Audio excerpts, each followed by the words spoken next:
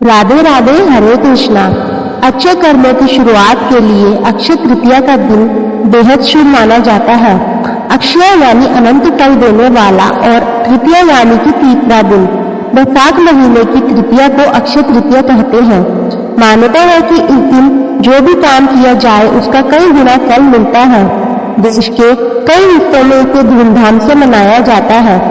इस मौके पर वृंदावन की मशहूर बांके बिहारी मंदिर की छटा देखते ही बनती है।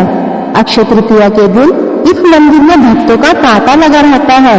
भक्त अपने आराध्य बांके बिहारी की एक झलक पाने के लिए दूर दूर से यहाँ चले आते हैं। इस बार अक्षय तृतीया 30 अप्रैल को है। दरअसल पूरे साल में इस अक्षय तृतीया के ही दिन बांके बिहारी के चरणों के दर्शन होते हैं।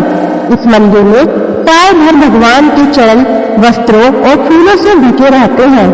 मान्यता है कि अक्षय तृतीया के दिन बांके बिहारी के चरणों के दर्शन करने से भक्त पर प्रभु की विशेष कृपा बरसती है और उसका मन आनंदित हो जाता है। बांके बिहारी को साक्षात राधा कृष्ण का ही रूप माना जाता है। अक्षय तृतीया के दिन मां ने गिरी चंदन को केसर की पात गिरकर बांके बिहारी के अंग में लगाया जाता है। प्रभु इस दिन चरणों में पायल भी धारण करते हैं। इस दिन बांके बिहारी को सत्तू के लड्डू, शरबत, आमरस और तकड़ी का भोग लगाया जाता है। इसी दिन से ठाकुर की पंखा सेवा भी शुरू हो जाती है। बिहारी जी की बांकी छवि के दर्शन अक्षय तृतीया को ही होते हैं। उस दिन शाम के समय चरणों के साथ ही सर्वांग दर्शन भी होते हैं। अक्षय तृतीया के दिन चरणों के दर्शन के पीछे भी एक कथा प्रचलित है। इस कथा के मुताबिक एक बार वृंदावन के मंदिर में एक संत कुछ ऐसा भाव गुनगुना रहा था।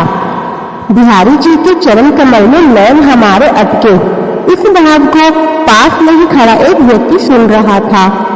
घर लौटते वक्त वह व्यक्ति मग्न होकर गुनगुनाने लगा, लेकिन उससे गलती हो गई और वह उल्टा गाने लगा। वो गा रहा था, बिहारी जी के नैन कमल में चरण हमारे अटके।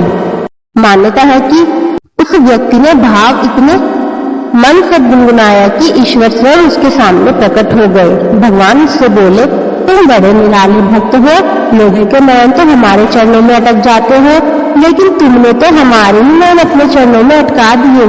पहले तो उस व्यक्ति को कुछ समझ नहीं आया, फिर जब बाद में उससे एहसास हुआ तो उसे समझ आया कि भगवान केवल भावों की भूखी होते हैं।